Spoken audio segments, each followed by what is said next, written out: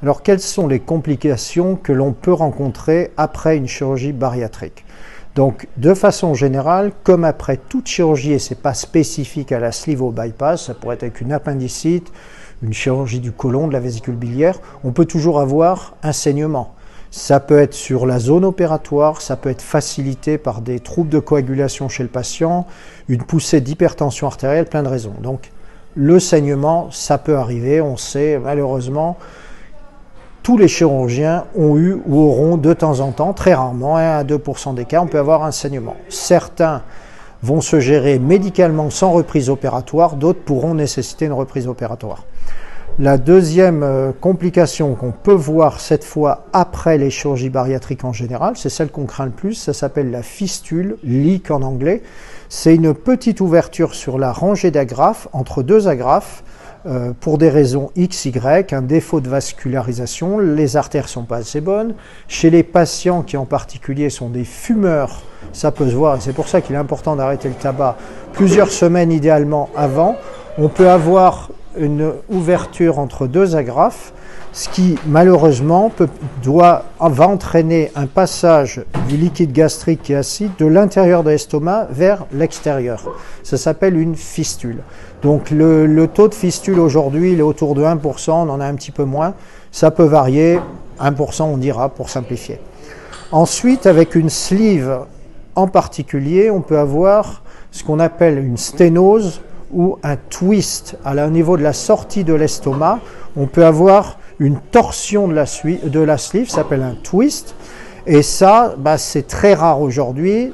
Encore une fois, on en a vu, on peut toujours en voir, les séries disent autour de 1%. Honnêtement, nous, on n'en voit plus depuis un moment. Donc ça, c'est les principales complications qu'on peut voir après une sleeve. Après un bypass, quel que soit le type de bypass, on peut avoir également une leak, une fistule, une petite ouverture en haut sur la poche de l'estomac, ou comme on a une couture entre l'estomac et le petit intestin, on peut également avoir une fuite au niveau de la couture.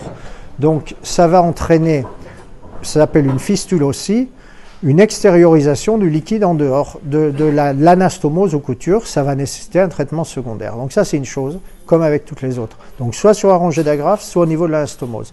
Ensuite, on peut avoir une sténose également, à l'endroit où on va faire la couture entre la petite poche gastrique et le petit intestin. On peut avoir, si la cicatrice, l'anastomose a été faite un peu petite, ou si la réaction inflammatoire est importante, ça va se rétrécir. Et dans ce cas-là, les aliments ne pourront pas descendre, et donc on va être obligé de commencer par un traitement endoscopique, par des dilatations par la bouche, par fibroscopie, ça s'appelle. Et si ça ne suffit pas, on sera peut-être amené à réaliser une chirurgie secondaire. Donc ça, c'est la deuxième complication. Et enfin, on peut voir un peu plus tard, après les bypass, ce qu'on appelle des ulcères sur cette anastomose.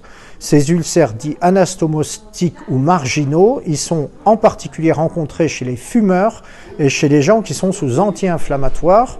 La dernière chose dont vous avez peut-être entendu parler, c'est les hernies internes, qui peuvent survenir après des pertes de poids importantes dans les zones des espaces naturels, non naturels, peuvent se créer dans le ventre, dans lequel l'intestin va chercher à s'engouffrer. Ça, c'est dû aux pertes de poids importantes et ça peut entraîner des incarcérations du petit intestin, des occlusions intestinales qui nécessitent des interventions chirurgicales en urgence. Et dans les formes graves, lorsque manifestement on ne s'est pas diagnostiqué à temps, on peut avoir des infarctus de l'intestin, une nécrose de l'intestin qui peut nécessiter une ablation d'une partie du petit intestin. Voilà en gros les complications qu'on peut avoir après sleeve ou bypass. Il faut retenir qu'après sleeve, c'est de l'ordre de 1% en général, les possibles complications post-opératoires. Après un bypass, c'est plutôt de l'ordre de 2%.